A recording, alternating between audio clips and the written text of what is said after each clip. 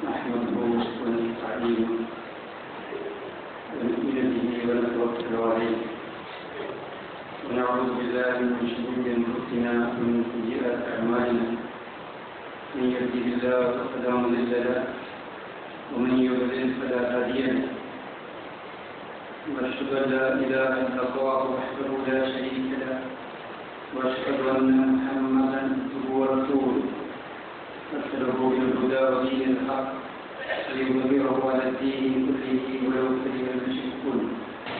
أعوذ بالله من الشيطان الرجيم. بسم الله الرحمن الرحيم. والذي اجتمعت الإنس والجن على أن يأتوا بمثل هذا القرآن لا يأتون بمثله ولو كان بعضهم لبعض ظهيرا. لقد صرفنا للناس في هذا القرآن من كل مثل فأبى أكثر الناس إلا كفورا. സഹോദരന്മാരെ, അല്ലാഹു സുബ്ഹാനഹു വ തആലയുടെ വിധിവിലക്കുകൾ സൂക്ഷിച്ചുകൊണ്ട് അവന് തഖ്വയുള്ളവരായി ജീവിക്കണം എന്ന് ഉണർത്തുകയാണ്. അല്ലാഹുവിൻ്റെ സന്നിധിയിലേക്ക് ഏതൊരു നിമിഷവും നടന്നെടുത്തുകൊണ്ടിരിക്കുന്നവരാണ് നമ്മൾ ഓരോരുത്തരും എന്ന ചിന്തയും മരണത്തെപ്പറ്റിയുള്ള ആ ബോധവും നമ്മുടെ ജീവിതത്തെ ശരിയായ അർത്ഥത്തിൽ നിയന്ത്രിക്കണം എന്ന് പ്രത്യേകമായി ഉണർത്തുകയാണ്. മറ്റു മാസങ്ങളിൽ നിന്നൊക്കെ വ്യത്യസ്തമായി നമ്മുടെ ജീവിതത്തിലേക്ക് പരിശുദ്ധ ഖുർആൻ കൂടുതൽ സജീവമായി കടന്നു വരുന്ന ഒരു മാസമാണ് റമദാൻ മാസം. അതല്ലാത്ത മാസങ്ങളിൽ ഖുർആൻ വായിച്ചു നോക്കാത്തവർ പോലും റമദാൻ മാസമാകുമ്പോൾ ഖുർആൻ എടുക്കുകയും അത് വായിക്കുകയും അതിനുവേണ്ടി സമയം നീക്കിവെക്കുകയും ചെയ്യുന്നവരാണ്. അതുകൊണ്ട് തന്നെ ഈ സന്ദർഭം വിശുദ്ധ ഖുർആനെ പറ്റി നമ്മൾ മനസ്സിലാക്കുകയും അത് ജീവിതത്തിലെ ഒരു ചര്യയായി എന്തെന്നും ഖുർആനുമായുള്ള ബന്ധം നിലനിൽക്കുന്നതിൽ അത് സഹായകമാവുകയും ചെയ്യേണ്ടതുണ്ട് എന്നതിൽ യാതൊരു സംശയവുമില്ല. ലോകത്ത് ഒരുപാട് വേദഗ്രന്ഥങ്ങളും അതിൻ്റെ അനുയായികളുമുണ്ട്. ഹിന്ദുക്കളും ക്രിസ്ത്യാനികളും ജൂത ജൈന മതങ്ങളും അങ്ങനെ പലരും. എല്ലാ വിശ്വാസികൾക്കും അവരുടേതായ ഒരു വേദഗ്രന്ഥമുണ്ടാകും. അവരേറ്റവും പ്രധാനമായി ഗ്രഹിക്കുന്ന ഗ്രന്ഥങ്ങളുണ്ടാകും. മതമൊന്നുമില്ലാത്തവരും അവരുടെ സിദ്ധാന്തങ്ങളുടെയും അവരുടെ ആശയങ്ങളുടെയും ഒക്കെ അടിത്തറയായി ഏതെങ്കിലും ഒരു ഗ്രന്ഥത്തെ അവർ അവലംബിക്കുകയും അതിനെ ഏറ്റവും പ്രാധാന്യത്തോടുകൂടി കാണുകയും ചെയ്യുന്നു. ഇതിൽ നിന്നൊക്കെ മുസ്ലിങ്ങളായ നമ്മൾ മനസ്സിലാക്കേണ്ട ഒരു കാര്യം, പരിശുദ്ധ ഖുർആൻ ഇതിൽ നിന്നൊക്കെ വളരെ വ്യത്യസ്തമായ ഒരു ഗ്രന്ഥമാണ്. ലോകത്ത് ഇന്ന് നിലനിൽക്കുന്ന ഗ്രന്ഥങ്ങളുടെ കൂട്ടത്തിൽ അല്ലാഹു സുബ്ഹാനഹു വ തആല മനുഷ്യൻ അവന്റെ ജീവിതത്തെ ഏത് രീതിയിൽ കരുപ്പിടിപ്പിക്കണം എന്നത് നിർണയിച്ച് നിശ്ചയിച്ചായിട്ട് നമ്മൾ ഏതെങ്കിലും അതാണ്. ഇതൊരു കേവല അവകാശവാദം മാത്രമല്ല. ഇന്ന് ലോകത്തുള്ള വേദഗ്രന്ഥങ്ങളൊക്കെ എടുത്തു പരിശോധിച്ച് നോക്കിയാൽ അവയിൽ നിലനിൽക്കുന്ന ഗ്രന്ഥം അത് പരിശുദ്ധ ഖുർആൻ മാത്രമാണ്. ബാക്കിയുള്ള വേദഗ്രന്ഥങ്ങളുടെ ഭാഷ പോലും ഇന്ന് നിലനിൽക്കുന്നില്ല എന്നതാണ് വാസ്തവം. നമ്മൾ പലപ്പോഴും മനസ്സിലാക്കിയിട്ടുള്ളതാണ്, ബൈബിൾ എഴുതപ്പെട്ട ഭാഷ അറാമിക് ഭാഷയോ അതല്ലെങ്കിൽ ഹിബ്രു ഭാഷയോ. ഈ ഹിബ്രു ഭാഷയും അറാമിക് ഭാഷയും പൗരാണികമായ ഭാഷകൾ പോലും ഇന്ന് ഈ ലോകത്ത് നിന്ന് തിരോഗമിച്ചിരിക്കുന്നു. അതൊക്കെ ചത്ത ഭാഷകളുടെ കൂട്ടത്തിൽ ലോകം എഴുതുന്നതാണ്. അതുപോലെ തന്നെ വേദഗ്രന്ഥങ്ങൾ അവതരിപ്പിക്കപ്പെട്ടു, ഹൈന്ദവ വേദഗ്രന്ഥങ്ങൾ അവതരിപ്പിക്കപ്പെട്ടു എന്ന് പറയുന്ന ഹിന്ദുമതത്തിന്റെ പൗരാണികമായ സംസ്കൃതമോ ആധുനിക സംസ്കൃതമോ ആധുനിക ഇവർ ഭാഷയല്ല. അതൊന്നും വേദങ്ങൾ അവതരിപ്പിക്കപ്പെട്ട ഭാഷയല്ല. പൗരാണിക സംസ്കൃതം അതല്ലെങ്കിൽ പൗരാണികമായ പാളി ഭാഷ ഇതൊന്നും സംസാരിക്കുന്ന ഒരാളും ഇന്ന് ഈ ഭൂലോകത്ത് ജീവിച്ചിരിക്കുന്നില്ല. ഒരു വേദഗ്രന്ഥം എന്ന നിലക്ക് പരിശുദ്ധ ഖുർആനിന്റെ ഭാഷ സംസാരിക്കുന്നവർ മാത്രമേ ലോകത്ത് ജീവനോടെ നിലനിൽക്കുന്നുള്ളൂ എന്നതൊരു പരമാർത്ഥമാണ്. അതുകൊണ്ട് തന്നെ സൂറത്ത് യൂസുഫിൽ പരിശുദ്ധ ഖുർആൻ പറയുന്നുണ്ട്. പരിശുദ്ധ ഖുർആനെ പറ്റി അത് അറബി ഭാഷയിൽ അവതരിപ്പിച്ചതാണ് എന്ന് പറഞ്ഞതിന് ശേഷം ഖുർആൻ പറയുന്നുണ്ട് ആ കാര്യം നിങ്ങൾ ആഴത്തിൽ ചിന്തിക്കേണ്ടതാണ് എന്ന് ഖുർആൻ പറയുന്നു. ആ അർത്ഥത്തിൽ അങ്ങനെ ലോകത്ത് എല്ലാ വേദഗ്രന്ഥങ്ങളും ആയി അവകാശപ്പെടുന്നതിലൊക്കെ പരിഭാഷകൾ മാത്രമേ നിലവിലുള്ളൂ. ബൈബിളിന്റെ പരിഭാഷ മാത്രമേ ലോകത്തുള്ളൂ. അതിന്റെ ഒറിജിനൽ ടെക്സ്റ്റ് ലോകത്തെ മ്യൂസിയങ്ങളിൽ പോലും ലഭ്യമല്ല എന്നതാണ് വാസ്തവം. അതുപോലെ ഹൈന്ദവ വേദഗ്രന്ഥങ്ങളുടെ മുഴുവൻ പരിഭാഷ മാത്രമേ ഇന്ന് ലോകത്തുള്ളൂ. ഒറിജിനൽ ടെക്സ്റ്റ് നിലനിൽക്കുന്ന ഏക വേദഗ്രന്ഥം അത് പരിശുദ്ധ ഖുർആൻ മാത്രമാണ്. മറ്റുള്ളവർക്കൊന്നും മറ്റൊരു മതവിശ്വാസികൾക്കും അവരുടേതായ വേദഗ്രന്ഥത്തിന്റെ ഒറിജിനൽ ടെക്സ്റ്റ് അത് അവതരിപ്പിച്ച ഭാഷ അതൊന്നും നിലനിൽക്കുന്നില്ല.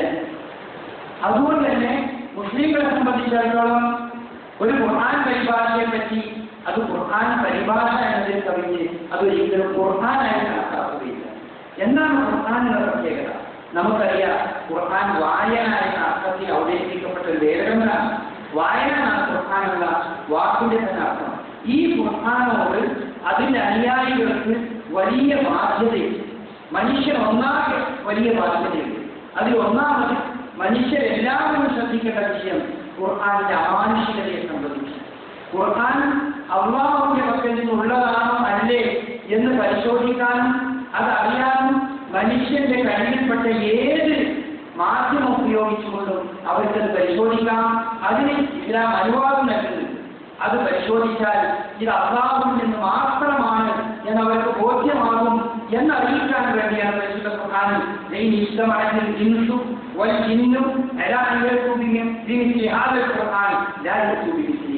മനുഷ്യരും ജിന്നും ഒരുമിച്ച് ശ്രമിച്ചാൽ പോലും ഇതുപോലൊരു ഗ്രന്ഥം കൊണ്ടുവരാൻ സാധ്യമല്ല. ഇതുപോലൊരു ഗ്രന്ഥം എന്ന് പറയുമ്പോൾ ഇതുപോലെ മനുഷ്യന്റെ കൈകടത്തലുകൾ ഇല്ലാത്ത ഒരു ഗ്രന്ഥം അല്ലാഹു അവതരിപ്പിച്ച അതിലൊരു മാറ്റത്തിരുത്തലുകളില്ലാതെ മനുഷ്യന്റെ ഒരു കൈകടത്തലുകളും ഇല്ലാത്ത രീതിയിൽ പൂർണ്ണമായും ദൈവികമാണ് എന്ന് തെളിയിക്കപ്പെടാവുന്ന ഒരു ഗ്രന്ഥം മനുഷ്യരും ജിന്നും എല്ലാവരും സൃഷ്ടികൾ ഒന്നടങ്കം ശ്രമിക്കാൻ പോലും സാധ്യമല്ല. വലുകാൻ പകതുകൊണ്ടി പകതിൽ വഹിയും എല്ലാവരും പരസ്പര സഹകരണത്തോടുകൂടി തന്നെ ആ കാര്യം ചെയ്താൽ പോലും അതിന് സാധ്യമല്ലാത്ത പരിശുദ്ധ നമുക്ക് പറഞ്ഞു തരികയാണ്. എന്നിട്ട് പറയുന്നത് ലോകത്ത് മനുഷ്യർക്ക് ഖുർആനോടുള്ള നിലപാടുകൾ എന്താണെന്ന് പറയുന്നു. ഖുർആനിൽ നാം മിൻകുല്ലി മക്കൾ എല്ലാ കാര്യങ്ങളെ സംബന്ധിച്ചും പരിശുദ്ധ ഖുർആനിൽ നാം വിശദീകരിച്ചിട്ടുണ്ട്. മനുഷ്യ ജീവിതത്തിന് ആവശ്യമായ എല്ലാത്തിനെ സംബന്ധിച്ചും ഭൗതികമായ അതുപോലെ പാരസ്പരികമായ എല്ലാ കാര്യങ്ങളും ആവശ്യമായ അളവിൽ പരിശുദ്ധ ഖുർആൻ വിശദീകരിച്ചിട്ടുണ്ട്. മനുഷ്യന് ഭൗതികമായ ജീവിതത്തിൽ അവന്റെ ബുദ്ധി ഉപയോഗിക്കുന്നതിനെ സംബന്ധിച്ചും അവന് ഗവേഷണ പഠനങ്ങൾ നടത്തിക്കൊണ്ട് ഖുർആൻ നിർദ്ദേശിക്കുന്ന രീതിയിൽ ഗവേഷണ പഠനങ്ങൾ നടത്തിക്കൊണ്ട് ഏത് ഉന്നതിയിലേക്കും അവനെ എത്തിച്ചേരാൻ സാധിക്കും. അതുകൊണ്ട് ആ തലത്തിലൂടെ നിങ്ങൾ പഠിക്കുക, മനസ്സിലാക്കുക എന്ന രീതിയിൽ ഖുർആൻ ആ വശം മനുഷ്യന് വിട്ടുതന്നുകൊണ്ട് തന്നെ ഭൗതികമായ കാര്യങ്ങളെ ആ രീതിയിൽ നമുക്ക് പറഞ്ഞു തരുന്നുണ്ട്. എന്നാൽ പാരിസ്ഥിതികമായ കാര്യങ്ങളിലെ ഓരോ കാര്യങ്ങളുടെയും കൃത്യമായ രീതിയിൽ ഖുർആൻ അത് നമുക്ക് പറഞ്ഞു തരുന്നുണ്ട്. അങ്ങനെ കൃത്യമായി പറഞ്ഞു തരുന്നുണ്ടെങ്കിലും അധിക ആളുകളും ഈ ഖുർആനോടുള്ള വിഷയത്തിൽ നന്ദികേട് കാണിക്കുന്നവരാണ്. ഖുർആനോട് നന്ദികേട് കാണിക്കുന്നവരാണ് ബഹുഭൂരിപക്ഷം മനുഷ്യർ നിന്ന് പരിശുദ്ധ ഖുർആൻ അല്ലാഹു ആക്ഷേപിക്കുകയാണ്. ഇവിടെ ഈ നന്ദി കേട് കാണിക്കുന്നവരുടെ കൂട്ടത്തിൽ മുസ്ലിങ്ങളായ നമ്മൾ ഒരിക്കലും അകപ്പെട്ടുകൂടാ എന്നാണ് ആത്യന്തികമായി ആദ്യമായി നമ്മുടെ മനസ്സിലുണ്ടാകുന്നത്. അതുകൊണ്ട് ഖുർആനോട് നമുക്ക് ചില ബാധ്യതകളുണ്ട്, ചില കടപ്പാടുകളുണ്ട്. അല്ലാഹു സുബ്ഹാനഹു വ തആല നമ്മുടെ കയ്യിൽ നമ്മുടെ ജീവിതത്തിന്റെ ആധാരമാക്കിക്കൊണ്ട് നമുക്ക് നൽകിയ ഒന്നാണ് പരിശുദ്ധ ഖുർആൻ. അതിന്റെ ഭാഷ എനിക്ക് വായിച്ചിട്ട് മനസ്സിലാകുന്നില്ല എന്ന് പറയാനുള്ള നമുക്ക് ആർക്കും സാധ്യമല്ല. ഭാഷ മനസ്സിലാകുന്നില്ലെങ്കിൽ ആ ഭാഷ അതിന്റെ പരിഭാഷകളിൽ എത്രയും നമുക്ക് ലഭ്യമാണ്. ഖുർആൻ അതേപടി പരിഭാഷയിലൂടെ പകർത്തപ്പെടാൻ സാധ്യമല്ലെങ്കിലും എന്താണ് അതിന്റെ ആശയം എന്ന് മനസ്സിലാക്കാൻ ഖുർആൻ പരിഭാഷ നമ്മുടെ മുമ്പിലുണ്ട്. അതുകൊണ്ട് നമുക്കതിനെപ്പറ്റി അറിയില്ല, പഠിച്ചോ എങ്ങനെയൊക്കെ ഖുർആനിൽ ഉണ്ടായിരുന്നോ ഞാനത് അറിഞ്ഞില്ലല്ലോ എന്ന് പറയാനുള്ള പഴുത് നമുക്ക് ഖുർആൻ ഈ കാലഘട്ടത്തിൽ പ്രത്യേകിച്ചും തരുന്നില്ല. നമുക്ക് സമയം, നമ്മുടെ മുമ്പിൽ ആധുനിക മീഡിയകൾ എല്ലാം നമ്മൾ പല രീതിയിലും വിനിയോഗിക്കുന്നുണ്ട്. ഏത് അർത്ഥത്തിൽ നോക്കിയാലും അവിടെയൊക്കെ ഖുർആനെ ഉൾപ്പെടുത്തണം എന്ന് ആഗ്രഹിക്കുന്ന ഒരാളെ സംബന്ധിച്ചിടത്തോളം അത് വളരെ നിഷ്പ്രയാസം ആ കാര്യങ്ങൾ ചെയ്യാവുന്നതാണ്. നമ്മളുടെ ശ്രദ്ധിക്കുന്ന നമ്മൾക്ക് കേൾക്കാൻ കഴിയുന്ന മാധ്യമങ്ങൾ ഉപയോഗിച്ച് നമ്മൾ ഒരുപാട് കാര്യങ്ങൾ നമ്മളുടെ അല്ലാത്ത മറ്റുള്ളവരുടെ നമ്മൾ ധാരാളം കേൾക്കുന്നുണ്ട്, ധാരാളം വായിക്കുന്നുണ്ട്, ധാരാളം മനസ്സിലാക്കുന്നുണ്ട്, ധാരാളം പഠനങ്ങൾ നടത്തുന്നുണ്ട്. ആ കൂട്ടത്തിൽ പരിശുദ്ധ ഖുർആൻ കേൾക്കുകയും വായിക്കുകയും പഠനം നടത്തുകയും അതിനെപ്പറ്റി ഗവേഷണം നടത്തുകയും അതിനെപ്പറ്റി ആഴത്തിൽ ചിന്തിക്കുകയും ചെയ്യുന്ന ഒരു സംസ്കാരം മുസ്ലിങ്ങൾ എന്നുള്ള നിലക്ക് നമ്മൾ ഉണ്ടാകേണ്ടതുണ്ട്. ഖുർആനോടുള്ള പ്രഥമമായ നമ്മുടെ ബാധ്യത അത് വായിക്കുക, ഓതുക എന്നുള്ളതാണ്. ഖുർആനുള്ള പ്രത്യേകത മറ്റു വേദഗ്രന്ഥങ്ങളെ പോലെയല്ല, മറ്റ് പുസ്തകങ്ങളെ പോലെയല്ല. അർത്ഥമറിയാതെ വായിച്ചാൽ പോലും പ്രതിഫലം ലഭിക്കുന്ന ഒരു ഗ്രന്ഥം ദുനിയാവിലുണ്ടെങ്കിൽ അത് പരിശുദ്ധ ഖുർആൻ മാത്രമേ ഉള്ളൂ. അതുകൊണ്ട് എനിക്കതിൽ അർത്ഥമില്ല എന്ന് വിചാരിച്ചിരിക്കേണ്ടതില്ല. റസൂലുള്ളാഹി സ്വല്ലല്ലാഹു അലൈഹി വസല്ലം അതിനെ സംബന്ധിച്ച് നമുക്ക് പറഞ്ഞു തന്നത് മൻ ഖറഅ ഹർഫൻ മിനൽ ഖുർആനി ഫലഹു ഹസനത്തുൻ വൽ ഹസനത്തു ബിഅശ്രി അംസാലിഹ ലാ അഖൂലു അൽ-ഇസ്ലാമു ഹർഫുൻ എന്ന് റസൂലുള്ളാഹി സ്വല്ലല്ലാഹു അലൈഹി വസല്ലം പറയുകയുണ്ടായി. ആരെങ്കിലും പരിശുദ്ധ ഖുർആൻ ഒരു ഹർഫ് വായിച്ചാൽ, ഒരു അക്ഷരം വായിച്ചാൽ അതിന് 10 പ്രതിഫലം, അതിന് 10 പ്രതിഫലം അവനുണ്ടാവും എന്ന് റസൂലുള്ള പറഞ്ഞു. അലിഫ്-ലാം-മീം എന്നത് ഒരു ഹർഫല്ല. അലിഫ് ഒരു ഹർഫും ലാം ഒരു ഹർഫും മീം ഒരു ഹർഫുമാണ്. അഥവാ ഓരോന്നും 10 പ്രതിഫലം ലഭിക്കുന്ന കാര്യങ്ങളാണ് എന്ന് പരിശുദ്ധ ഖുർആനിനെ പറ്റി റസൂലുള്ള ഇവിടെ പറഞ്ഞു. ഇവിടെ റസൂലുള്ളാഹി സ്വല്ലല്ലാഹു അലൈഹി വസല്ലം ഖുർആൻ ഓതുന്നതിന് പ്രതിഫലമുണ്ട് എന്ന് പറയാൻ ഉദാഹരണമായി നമുക്ക് പറഞ്ഞു തന്നത് അർത്ഥമറിയാത്ത ഒരു ആയത. അലിഫ്-ലാം-മീം എന്നുള്ളതിന്റെ അർത്ഥം ആർക്കും കൃത്യമായി ഇന്നതാണെന്ന് പറയാൻ കഴിയില്ല. അള്ളാഹു നമുക്ക് പറഞ്ഞു തന്നിട്ടില്ല, അള്ളാഹുവിന്റെ റസൂൽ നമുക്ക് പറഞ്ഞു തന്നിട്ടില്ല.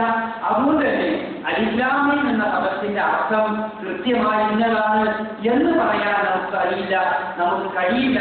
എന്നിട്ട് റസൂലുള്ളാഹി സ്വല്ലല്ലാഹു അലൈഹി വസല്ലം ഖുർആൻ ഓതുന്നതിന്റെ പ്രതിഫലം നമുക്ക് പറഞ്ഞു തന്നതിന് ഉദാഹരണം അലിഫ്-ലാം-മീം എന്ന ഈ ആയത്താണ് എന്നതുകൊണ്ട് തന്നെ അർത്ഥമില്ല.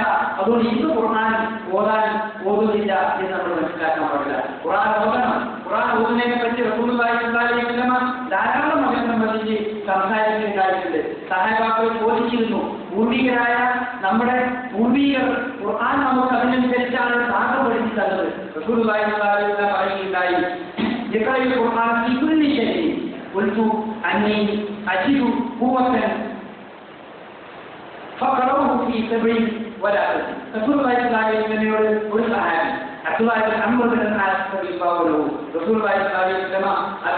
അദ്ദേഹം ഖുർആൻ ഓതുന്നതിനെ പറ്റി എത്ര ഞാൻ ഓതണം എന്നതിനെ ചോദിച്ചപ്പോൾ റസൂലുള്ള പറഞ്ഞു, അദ്ദേഹത്തോട് പറഞ്ഞു, നീ മാസത്തിൽ ഒരു പ്രാവശ്യം ഖുർആൻ ഓതി പൂർത്തിയാക്കുക എന്ന് പറയുകയുണ്ടായി. അപ്പൊ അദ്ദേഹം പറഞ്ഞു, നബിയെ എനിക്ക് അതിനേക്കാൾ കൂടുതൽ സാധിക്കും.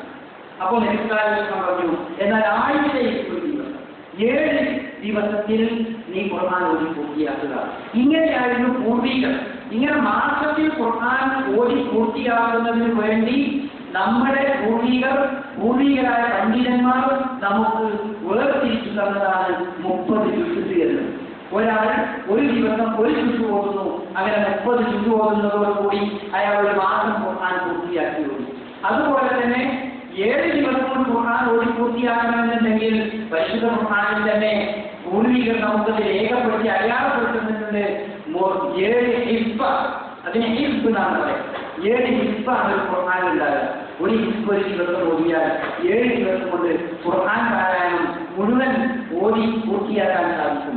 അങ്ങനെ ഖുർആൻ ഓതുക എന്നത് പൂർവികരുടെ ഒരു ശീലമായിരുന്നു.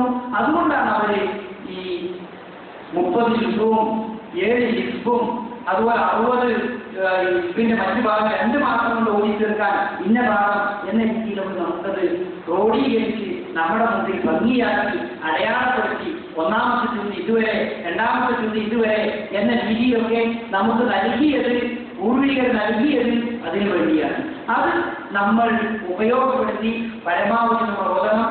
റമദാൻ മാസത്തിൽ ഒരു ജുസ് ഒരു പ്രാവശ്യം തീർക്കുന്ന ആളുകളുണ്ട്. 4ഉം 5ഉം പ്രാവശ്യം തന്നെ ഖുർആൻ ഓതി തീർക്കുന്ന ആളുകൾ റമദാൻ മാസത്തിൽ അങ്ങനെ ഓതി തീർക്കുന്ന ആളുകളുണ്ട്. എന്നാൽ ബഹുഭൂരിപക്ഷം ആളുകളും അധികം ആളുകളും പ്രത്യേകിച്ച് നമ്മളുടെ ഇന്നൊക്കെ പ്രത്യേകിച്ചും മറ്റു പല കാര്യങ്ങളും വ്യാപൃതരായതുകൊണ്ട് മറ്റു പലതിലും നമ്മുടെ സമയം വിനിയോഗിക്കുന്നത് കൊണ്ട് ഖുർആനുമായുള്ള ബന്ധം ആപേക്ഷികമായി വളരെ കുറവാണ്. 1ാമത്തെ ബാധ്യത നമ്മൾ ഓതുക എന്നുള്ളത്. ആ ഓതുന്നതിനെ പറ്റി റസൂൽ ഒരുപാട് നമുക്ക് പറഞ്ഞു തന്നിട്ടുണ്ട്. നിങ്ങൾ വിഷമിച്ചാണ് ഓതുന്നതെങ്കിൽ അതിനും നിങ്ങൾക്ക് പ്രതിഫലമുണ്ട്. ശരിയായ അർത്ഥത്തിൽ തെറ്റാതെ കൃത്യമായി ഓടുന്നതിനും പ്രതിഫലം, എല്ലാത്തിനും പ്രതിഫലമുള്ള സംഗതി അത് പരിശുദ്ധ ഖുർആൻ പാരായണമാണ്. 2ാമത്തെ ഖുർആനെ സംബന്ധിച്ചിടത്തോളം അതിന്റെ ഹിഫ്ളാണ്. നമ്മൾ ഓരോരുത്തരും മനസാക്ഷിയോടൊന്ന് ചോദിച്ചു നോക്കുക, നമുക്ക് ഇത്ര ഹിഫ്ളുണ്ട്, എത്ര മനസ്സാണുണ്ട്. ഒരു 30 ജുസ് എന്ന് പറയുന്നത് കുറച്ചൊന്നല്ലല്ലോ. 6200 പരം ആയത്തുകൾ അടങ്ങിയതാണ് പരിശുദ്ധ ഖുർആൻ. ആ 6200 പരം ആയത്തുകളുടെ ഈ ഖുർആനിൽ എനിക്ക് എത്ര ആയത്ത് ഇഷ്ടമുണ്ട്, അല്ലെങ്കിൽ 114 സൂറത്തുള്ള ഈ പരിശുദ്ധ ഖുർആനിൽ എനിക്ക് എത്ര സൂറത്ത് ഇഷ്ടമുണ്ട് എന്ന് ഓരോരുത്തരും ആലോചിക്കുമ്പോൾ നമ്മൾ 19 വർഷം അല്ലെങ്കിൽ 70 വർഷം 50, 40, 30, 20 ഇത്രയൊക്കെ വർഷം നമ്മൾ ഉടനെ ജീവിച്ചിട്ട് എത്ര ഹിഫ്ള് നമുക്ക് ഉണ്ടാക്കാൻ കഴിഞ്ഞിട്ടുണ്ട്. കുറെ ആളുകൾക്ക് ഹിഫ്ള് മുമ്പ് ഉണ്ടായിട്ടുണ്ടാവും. പക്ഷെ അതൊക്കെ പലതും നഷ്ടപ്പെട്ടു പോയിട്ടുണ്ടാവും. അതുകൊണ്ട് ഹിഫ്ളിന്റെ കാര്യം അതും നമ്മൾ ശ്രദ്ധിച്ചുകൊണ്ടിരിക്കുക. ഹിഫ്ളിനുള്ള പ്രത്യേകത റസൂലുള്ളാഹി സ്വല്ലല്ലാഹു അലൈഹി വസല്ലം പറഞ്ഞു, തആഹദു ഹാദൽ ഖുർആൻ فوالذي نفسي بيده لهو أشد تفلتا من الإبل في أكلها. പറഞ്ഞു, നിങ്ങൾ ഖുർആൻ ഓതിയാൽ അത് മനസ്സിൽ ഇങ്ങനെ കെട്ടിയിട്ടുകൊണ്ടിരിക്കണം. അത് ആവർത്തിച്ച് ഇങ്ങനെ ഓതിക്കൊണ്ടിരിക്കണം. ഹിഫ്ളാക്കിയത് ഇന്നങ്ങോട്ട് ഹിഫ്ളാക്കി പിന്നെ അടുത്ത റമദാനിൽ വീണ്ടും ഹിഫ്ളാക്കുകയാണെങ്കിൽ അത് ഹിഫ്ളായിട്ട് അവിടെ നിൽക്കൂല. അത് നിങ്ങൾ ഓതിക്കൊണ്ടിരിക്കണം. കെട്ടിയിടാത്ത ഒരു ഒട്ടകത്തെപ്പോലെയാണ് യഥാർത്ഥത്തിലത്. അതങ്ങനെ അഴിഞ്ഞടിഞ്ഞ് പോയിക്കൊണ്ടേയിരിക്കും. അത് കെട്ടിയിട്ടെങ്കിൽ അവിടെ നിൽക്കുള്ളൂ. അതുപോലെ ഹിഫ്ളാക്കുന്നത് നമ്മളവിടെ മനസ്സിൽ ഉറപ്പിച്ചു നിൽക്കണം. അതിന് നമ്മൾ നിരന്തരം ഈ ബന്ധം ഉണ്ടാക്കണം. ഖുർആനുമായുള്ള ഈ ഓത്ത് അതിന് കൃത്യമായ സമയം നമ്മൾ കണ്ടെത്തേണ്ടതുണ്ട്. ഇന്ന ഖുർആനുൽ ഫജ്രി കാന മശ്ഹൂദ, ഫജ്ർ സമയത്തുള്ള ഖുർആൻ പാരായണം അത് തീർച്ചയായും നിങ്ങൾക്ക് സാക്ഷിയാക്കി നിർത്തപ്പെടും എന്ന് റസൂലുള്ളാഹി സ്വല്ലല്ലാഹു അലൈഹി വസല്ലം നമ്മൾ ഉണർത്തുന്നുണ്ട്. നമ്മുടെ മക്കളെ അതിന് പഠിപ്പിക്കേണ്ടതുണ്ട്. പലപ്പോഴും പ്രായമാകുമ്പോൾ ചില മക്കൾക്കൊക്കെ പ്രായമാകുമ്പോൾ മതത്തിൽ കൂടുതൽ താല്പര്യം ഉണ്ടാവും, കൂടുതൽ ശ്രദ്ധ ഉണ്ടായി വരാറുണ്ട്. ബാപ്പാട് ചെറുപ്പത്തിൽ ആ കാര്യമൊന്നും ശ്രദ്ധിച്ചിട്ടുണ്ടാവില്ല. വീട്ടിൽ നിന്ന് മദർസയിൽ പറഞ്ഞയച്ചിട്ടുണ്ടാവില്ല, അല്ലെങ്കിൽ ഖുർആൻ ഓദിച്ചിട്ടുണ്ടാവില്ല. ഇങ്ങനത്തെ കാര്യങ്ങളൊന്നും ചെയ്തിട്ടില്ല. അതുകൊണ്ട് തന്നെ ഖുർആൻ ഓതാൻ അവർക്ക് അറിയില്ല. പക്ഷെ പ്രായമാകുമ്പോൾ അവർക്ക് ഓർമ്മ വരുമ്പോൾ അവർക്ക് ഇത് പഠിക്കാനുള്ള മനപ്രയാസം ബുദ്ധിമുട്ടുണ്ടാകുമ്പോൾ സ്വാഭാവികമായും അവർ തന്റെ മാതാപിതാക്കളെ പഠിച്ചുകൊണ്ട് എന്റെ മാതാപിതാക്കൾ പഠിപ്പിച്ചിട്ടില്ലല്ലോ. പല ആളുകളും പറയാറുണ്ട്, എന്റെ വാപ്പ ചെറുപ്പത്തിൽ ഒന്നും നോക്കിയിട്ടില്ല. മാതാപിതാക്കൾ വിചാരിക്കും വാപ്പാവ് ഇതൊന്നും ശ്രദ്ധിക്കാത്ത കുട്ടികളെ മറ്റു കാര്യങ്ങളിലേക്ക് തിരിച്ചുവിടുമ്പോൾ അവർ വളരെ സന്തോഷവാന്മാരായിരിക്കും. പക്ഷെ അവരൊരു മതബോധമുള്ളവരായി പ്രായമായി വരുമ്പോൾ ഈ വാപ്പാവ് ചെയ്ത ചെറുപ്പത്തിൽ ശ്രദ്ധിക്കാത്തതിന്റെ പേരിൽ അവരെ പഠിക്കുന്നത് നമുക്ക് കാണാൻ കഴിയും. കാരണം ചെറുപ്രായത്തിൽ അത് പഠിക്കാനും അത് മനഃപ്പാഠമാക്കാനും ശ്രദ്ധിക്കാൻ അതിന് വളരെ കൂടുതൽ പെട്ടെന്ന് മനസ്സിൽ നിൽക്കും. മക്കാബ് എന്ന ആയത്തിൽ വായിക്കുമ്പോഴാണ് മുഹമ്മദ് അസദ്, അദ്ദേഹം വലിയൊരു ഒരു മുസ്ലിം എഴുത്തുകാരനായിരുന്നല്ലോ. പിൽക്കാലത്ത് അദ്ദേഹം ഇസ്ലാമിലേക്ക് വന്നത് അൽഹാഖ് മുസ്തഖാഫ് എന്ന ആയത്താണ്. നമ്മൾ അൽഹാഖ് മുസ്തഖാഫ് എത്ര പ്രാവശ്യം വായിച്ചു നോക്കുന്നുണ്ടാവും. പക്ഷെ അദ്ദേഹം അത് വായിച്ചപ്പോഴാണ് അദ്ദേഹത്തിന് വലിയ മാറ്റം ഉണ്ടായത്. അങ്ങനെ ഏത് തലങ്ങളിൽ എടുത്തു നോക്കിയാലും ഇസ്ലാമിലേക്ക് കടന്നു പോകുന്ന ആളുകളുടെ ജീവചരിത്രങ്ങളിൽ നിന്ന് പഠിച്ചു നോക്കിയാൽ അതിലൊക്കെ ഖുർആനിൽ ഏതെങ്കിലും ഒരു ശകലം, ഒരായത്ത് അല്ലെങ്കിൽ അതിന്റെ രീതി അത് കാണുന്നത് അവരെ മതം തന്നെ മാറാൻ വേണ്ടി പ്രേരിപ്പിക്കുന്നുണ്ട്. ചില ആളുകളെ ഖുർആനായിട്ട് കണ്ട് വായിച്ചിട്ട് അവർ നിലനിന്നിരുന്ന മതം തന്നെ ഒഴിവാക്കി ഇസ്ലാമിലേക്ക് വരാൻ പ്രേരിപ്പിക്കാൻ മാത്രം അതിന് സ്വാധീനവും കഴിവും ഉണ്ടാകുമ്പോൾ നമ്മൾ നിത്യവും അതങ്ങനെ ധാരാളം വായിക്കുകയും ഓതുകയും ചെയ്തിട്ട് അത് നമ്മുടെ ജീവിതത്തെ സ്വാധീനിക്കുന്നില്ലെങ്കിൽ അത് നമ്മൾ ആലോചിക്കേണ്ടതിന്റെ തകരാറ് നമ്മുടെ ഭാഗത്തില്ല. അതുകൊണ്ട് ഖുർആൻ വായിക്കുന്ന ഒരു ശീലമാക്കി മാറ്റുക. ഖുർആൻ വായിക്കുമ്പോൾ നമ്മൾ പരലോകത്ത് റസൂലുള്ളാഹി പറഞ്ഞു, പരലോകത്ത് മനുഷ്യന് യാതൊരു അസാനിയും ഇല്ലാതെ നിൽക്കുന്ന സന്ദർഭത്തിൽ അവനവൻ ഓതിയ പല ഖുർആൻ ആയത്തുകൾക്കും അവർക്ക് ശഫാഅത്ത് ചെയ്തുകൊണ്ടുവരും എന്ന് റസൂലുള്ളാഹി പറഞ്ഞു. ശഫാഅത്ത് എങ്ങനെയാ പരലോകത്ത് ഖുർആൻ ആയത്ത് ശഫാഅത്ത് ചെയ്യുക അതൊന്നും നമുക്ക് പറയാൻ പറ്റില്ല. അല്ലാഹു റസൂൽ നമ്മെ പഠിപ്പിച്ചൊരു സംഗതിയാണ്. സൂറത്തുൽ ബഖറയിലെയും ആലി ഇംറാനിലെയും അവസാന ഭാഗങ്ങൾ സ്വർഗത്തിൽ പരലോകത്ത് നിങ്ങൾക്ക് അകമ്പടി ചെയ്യിച്ചുകൊണ്ടുവരും, നിങ്ങൾക്ക് അകമ്പടി ചെയ്യിച്ചുകൊണ്ടുവരും അത് ഓതിയ ആളുകൾക്ക് എന്ന് റസൂലുള്ളാഹി പറഞ്ഞു. അതും ശഫാഅത്ത് ചെയ്തുകൊണ്ടിരിക്കും. അപ്പോൾ പരലോകത്ത് അല്ലാഹുവിന്റെ മുമ്പിൽ നമ്മൾ പ്രവർത്തനങ്ങൾ വേണ്ടത്ര ഇല്ലാതെ പ്രയാസപ്പെട്ട് ബുദ്ധിമുട്ടുന്ന സന്ദർഭത്തിൽ അല്ലാഹുവിന്റെ മുമ്പിൽ ശഫാഅത്ത് ചെയ്യാൻ മാത്രം ഈ പരിശുദ്ധ ഖുർആൻ നാം ഓതുന്ന വചനങ്ങൾക്ക് സാധിക്കുമെങ്കിൽ നമ്മൾക്ക് അതിനോടുള്ള മനോഭാവം ഇനിയും മാറേണ്ടതുണ്ട്. ഖുർആൻ പരിപാടിയില്ലാത്ത വീടുണ്ടാകാൻ പാടില്ല. ഖുർആൻ ഓതാത്തൊരു ദിവസം നമ്മുടെ വീട്ടിലൂടെ കടന്നു പോകാൻ പാടില്ല. അല്പക്കാർ കൃത്യമായി ഓടുന്ന ഒരു വീട്ടിൽ പൈശാചിക ഉപദ്രവം തന്നെ ഉണ്ടാവുകയില്ല എന്ന് റസൂലുള്ളാഹി പറയുകയുണ്ടായി. ഖുർആൻ ഓടിക്കൊണ്ടിരിക്കുന്ന അവസ്ഥ സഹാബാക്കളുടെ കാലത്ത് റസൂലുള്ളാഹി കാലത്ത് അങ്ങാടിയിലൂടെ നടന്നു പോവുകയാണ്, വീടിന്റെ അരികിലൂടെ നടന്നു പോവുകയാണെങ്കിൽ അവിടെ ഖുർആൻ പാരായണത്തിന്റെ മൂളം അവിടെ കേൾക്കുമായിരുന്നു. ഇന്ന് നമ്മുടെ പല വീടുകളുടെ അരികിലൂടെ നടന്നു പോകുമ്പോൾ ഈ അരികളിലെ പല ഡയലോഗുകളും അത്തരം കാര്യങ്ങളാണ് നമ്മൾ കേട്ടുകൊണ്ടിരിക്കുന്നത്. പണ്ടങ്ങനെയല്ല, ഖുർആൻ പാരായണം മകയുടെ സമയത്ത് പ്രത്യേകിച്ചും ഖുർആൻ പാരായണത്തിന്റെ ശബ്ദം തേനീച്ച മൂടുന്നത് പോലെ ഓരോ വീടുകളിൽ നിന്നും കേൾക്കുമായിരുന്നു എന്ന് സഹായവാക്കളുടെ ചരിത്രത്തിൽ നമുക്ക് കാണാൻ കഴിയും. നമ്മുടെ നാടിനും അങ്ങനെ തന്നെ ചെയ്യുന്നു. അപ്പോ നമ്മൾ മറ്റു പലതിലും സമയം ചെലവഴിക്കുന്ന കൂട്ടത്തിൽ ഇതിന് നമ്മൾ എന്തായാലും സമയം കാണുകയും നമ്മുടെ കുട്ടികളെ ഓദിക്കുകയും രക്ഷിതാക്കൾ ഓതുകയും ചെയ്യുന്ന അവസ്ഥ ഉണ്ടാകേണ്ടതുണ്ട്. രക്ഷിതാക്കൾ ഓതുകയാണെങ്കിൽ താൻ ഓതുന്നത് അത് പ്രയാസപ്പെട്ട് ഓതുകയാണെങ്കിൽ പോലും അതിന് പ്രതിഫലമുണ്ട്, മൗനമായി ഓതുകയാണെങ്കിൽ പ്രതിഫലമുണ്ട്. എന്തായാലും ഒരു ദിവസം കുറച്ച് എന്റെ മക്കളോ ഞാനോ എന്റെ വീട്ടിൽ എന്തായാലും ഒരു ഖുർആൻ പാരായണം ഉണ്ടാകുമെന്ന് എല്ലാ വീട്ടുകാരും അതിനെപ്പറ്റി അതൊരു തീരുമാനമാക്കുകയും അത് നടപ്പാക്കുകയും ചെയ്താൽ അതൊരു ബർക്കത്തായി. അത് നിങ്ങളുടെ മക്കളുടെ ജീവിതത്തിൽ ഉണ്ടാകും, നിങ്ങളുടെ വീടിന് ഐശ്വര്യം ഉണ്ടാകും. ഇങ്ങനെ റസൂലുള്ളാഹി സ്വല്ലല്ലാഹു അലൈഹി വസല്ലം ഒരു സ്ഥലത്ത് പറയുകയുണ്ടായി, ഖുർആൻ ഓതുകയാണെങ്കിൽ ഭൂമിയിൽ നിനക്കൊരു പ്രകാശമായി നിലനിൽക്കും, ആകാശത്താകട്ടെ നിനക്കൊരു സമ്പാദ്യവുമായി മാറും.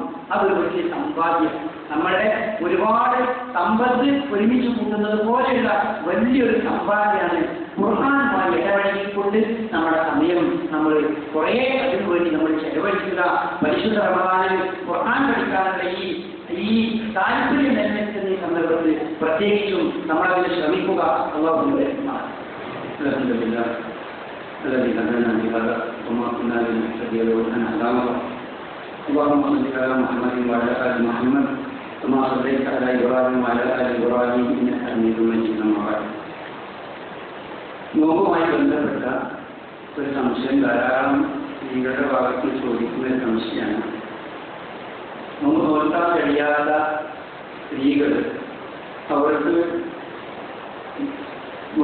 നോമ്പ് നോറ്റ് വീട്ടുകയും അതോടൊപ്പം പ്രത്യേകിച്ചും ഗർഭിണികൾക്ക് നോറ്റ് വീട്ടുകയും അതോടൊപ്പം ഫിദിയ നൽകുകയും ചെയ്യേണ്ടതുണ്ട് എന്നാണ് പല പണ്ഡിതന്മാരും ആ രീതിയിൽ സംസാരിക്കുന്നത്.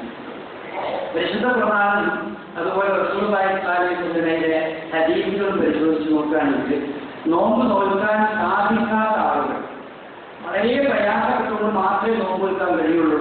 അങ്ങനത്തെ ആളുകൾക്ക് അവർക്ക് നോമ്പ് നോൽക്കുന്നതിന് പകരം ഒരു സാധുവിന് ഭക്ഷണം നൽകാം. കഴിഞ്ഞ ആഴ്ച നമ്മൾ പറഞ്ഞതുപോലെ ഒരു സാധുവിന് ഭക്ഷണം നൽകി ആ നോമ്പിന് പകരമാകാം. അത് മുലയൂട്ടുന്ന സ്ത്രീകൾക്കും ഗർഭിണികളായ സ്ത്രീകൾക്കും പ്രായം വളരെ കൂടുതൽ പ്രായമായ ഏത് സ്ത്രീ പുരുഷന്മാർക്കും അതുപോലെ തന്നെ ഇടയ്ക്കിടയ്ക്ക് ഭക്ഷണം കഴിച്ചേ പറ്റൂ, അങ്ങനത്തെ അല്ലെങ്കിൽ വെള്ളം കുടിക്കൽ നിർബന്ധമായ രോഗികൾ, ഇങ്ങനത്തെ രോഗികൾക്കൊക്കെ ഉപയോഗപ്പെടുത്താൻ വേണ്ടി അള്ളാഹു അനുവദിച്ച ഒരു ആനുകൂല്യമാണ്. അതൊരു ഒറ്റയാണ്. അവർക്ക് എപ്പോഴെങ്കിലും നോറ്റി വിട്ടാൻ സാധിക്കുന്നുണ്ടെങ്കിൽ അവരത് നോറ്റി വിട്ടാണ് ഏറ്റവും നല്ലത്. പ്രത്യേകിച്ചും സ്ത്രീകൾ, മലയൂട്ടുന്ന സ്ത്രീകളാണെങ്കിൽ ഈ വർഷം മലയൂട്ടുമ്പോൾ നോറ്റി വിട്ടാൻ കഴിയില്ലെങ്കിലും അടുത്ത വർഷം നോറ്റി വിട്ടാൻ സാധിക്കുമെങ്കിൽ നോറ്റി വിട്ടാണ് ഏറ്റവും നല്ലത്. നിങ്ങൾ നോറ്റി വിടുകയാണ് ഏറ്റവും നല്ലത് എന്നാണ് ഖുർആൻ പറയുന്നത്. നോറ്റി വിട്ടാൻ കഴിയില്ല എന്നൊരു അവസ്ഥയിലാണെങ്കിൽ പിന്നെ അതിന് ഫിദിയ കൊടുക്കാം. ഫിദിയയും പിന്നെ നോറ്റി വിട്ടലും അങ്ങനൊന്നും ഇസ്ലാമില് അള്ളാഹുവിന്റെ റസൂലോ പരിശുദ്ധ ഖുർആനോ നമ്മോട് കൽപ്പിച്ചിട്ടില്ല. ചില പണ്ഡിതന്മാർ അഭിപ്രായം പറഞ്ഞ സംഗതിയാണ്, ഗർഭിണികളായ സ്ത്രീകളെ വാസ്തവത്തിൽ നോമ്പ് ഒഴിവാക്കുന്നത് അവർക്ക് വേണ്ടിയല്ലല്ലോ, അല്ലെങ്കിൽ മലയൂട്ടുന്ന സ്ത്രീകള് അവർക്ക് വേണ്ടിയല്ലല്ലോ നോമ്പ് ഒഴിവാക്കുന്നത്, ഈ കുട്ടികൾക്ക് വേണ്ടിയാണല്ലോ നോമ്പ് ഒഴിവാക്കുന്നത്. അതുകൊണ്ട് അവര് ഫിദിയയും കൊടുക്കണം, അതുപോലെ നോമ്പ് നോറ്റും കൊടുക്കണം എന്നാണ് പലപ്പോഴും ശാഫി മദ്ഹബിലും ചില പണ്ഡിതന്മാരൊക്കെ അഭിപ്രായപ്പെട്ടത്. അത് യഥാർത്ഥത്തിൽ പ്രമാണത്തിന് കേൾക്കാത്ത, പ്രമാണമില്ലാത്ത, തെളിവില്ലാത്ത സംഗതിയാണ്. നോമ്പ് നോറ്റ് വീട്ടുകയാണെങ്കിൽ അതാണ് ഏറ്റവും ഉത്തമം. നോറ്റ് വീട്ടാൻ സാധിക്കാത്ത ആളുകൾക്ക് ഫിദിയ കൊടുത്താൽ മതി. ഫിദിയ കൊടുത്തു കഴിഞ്ഞതിന് ശേഷം പിന്നെ നോമ്പ് നോറ്റ് വീട്ടേണ്ടത് നിർബന്ധം. സ്വമേധയാ ഒരാൾക്ക് ഞാൻ ഫിദിയൊക്കെ കൊടുത്തു കഴിഞ്ഞെങ്കിലും ഞാൻ നോക്കുകയും ചെയ്യട്ടെ എന്ന് വിചാരിച്ച് ആരെങ്കിലും സ്വമേധയാ അങ്ങനെ ചെയ്യുന്നുണ്ടെങ്കിൽ അത് വിരോധം. അപ്പൊ ആ വിഷയം ധാരാളം സ്ത്രീകൾ പലപ്പോഴും നോമ്പുകാരമായ നിരന്തരം ചോദിക്കുന്ന ഒരു ചോദ്യമായതുകൊണ്ടാണ് ആ കാര്യം പ്രത്യേകിച്ച് ശ്രദ്ധയിൽ ഉൾപ്പെടുത്തുന്നത്. പിന്നെ മറ്റൊന്ന്, ഈ ഇൻസുലിൻ കുത്തിവെക്കുന്നവര് കുത്തിവെച്ചാൽ നോമ്പ് മുറിയോ, ഇൻസുലിൻ കുത്തിവെക്കുക, അതുപോലെ ചെറിയ മറ്റേതെങ്കിലും കുത്തിവെപ്പ് നടത്തുക, അതിനൊന്നും നോമ്പ് മുറിയുകയില്ല. ആധുനിക കാലത്തുള്ള ഒരു പ്രശ്നമാണത്. അതിനെപ്പറ്റി ചർച്ച ചെയ്ത പണ്ഡിതന്മാരൊക്കെ നോമ്പ് മുറിയില്ല എന്നാണ് അതിനെ സംബന്ധിച്ച് നമുക്ക് നൽകുന്ന പക്വതാണ്. രക്തം കൊടുക്കാൻ പറ്റുമോ? കയ്യിലേക്ക് നോമ്പുകാർക്ക് രക്തം കൊടുക്കാതിരിക്കാൻ പറ്റില്ല. കാരണം രക്തം കൊടുക്കുന്നതിനെ പറ്റി രണ്ട് അഭിപ്രായമുണ്ട്. നബിസ്വല്ലല്ലാഹു കാലത്ത് ഈ കൊമ്പ് വെക്കാറുണ്ടായിരുന്നു. ഈ തല കൊമ്പ് വെക്കുക എന്ന് പറയുന്നത് രക്തം പുറത്തേക്ക് എടുക്കുന്ന ഒരു രീതിയാണ്. അങ്ങനെ കൊമ്പ് വെച്ചാൽ നോമ്പ് മുറിയും എന്ന് പറഞ്ഞ ചില ഹദീസുകളുണ്ട്. അതിന്റെ അടിസ്ഥാനത്തിൽ ധാരാളം പണ്ഡിതന്മാര് രക്തം നൽകിയാൽ നോമ്പ് മുറിയും. അതുകൊണ്ട് രക്തം നൽകുന്നത് അനിവാര്യമായ ഒരു ഘട്ടമാണെങ്കിൽ നോമ്പ് നോൽക്കാതെ രക്തം നൽകുകയാണ് ഏറ്റവും നല്ലത് എന്ന വിഷയത്തിൽ അഭിപ്രായം പറഞ്ഞിട്ടുണ്ട്. രക്തം നൽകിയ നോമ്പ് മുറിയില്ല എന്ന് പറഞ്ഞ പണ്ഡിതന്മാരുണ്ടെങ്കിലും സൂക്ഷ്മതയുടെ വശം നോമ്പുകാലത്ത് അനിവാര്യമായ രീതിയിലാണെങ്കിൽ പകൽ സമയത്ത് രക്തം നൽകാതിരിക്കുക. അഥവാ രക്തം നൽകേണ്ട രക്തം വരികയാണെങ്കിലോ നോമ്പ് ഒഴിവാക്കി രക്തം നൽകി പിന്നീട് ആ നോമ്പ് നോറ്റ് വിട്ടുക. അതാണ് ആ വിഷയത്തിൽ സൂക്ഷ്മമായ അവസ്ഥ. അള്ളാഹു കാര്യങ്ങൾ ശരിയായ രീതിയിൽ പഠിച്ച് മനസ്സിലാക്കി അതനുസരിച്ച് ജീവിക്കുന്ന സത്യവിശ്വാസികളുടെ കൂട്ടത്തിൽ നമ്മളെല്ലാം പ്രശ്നമാകും.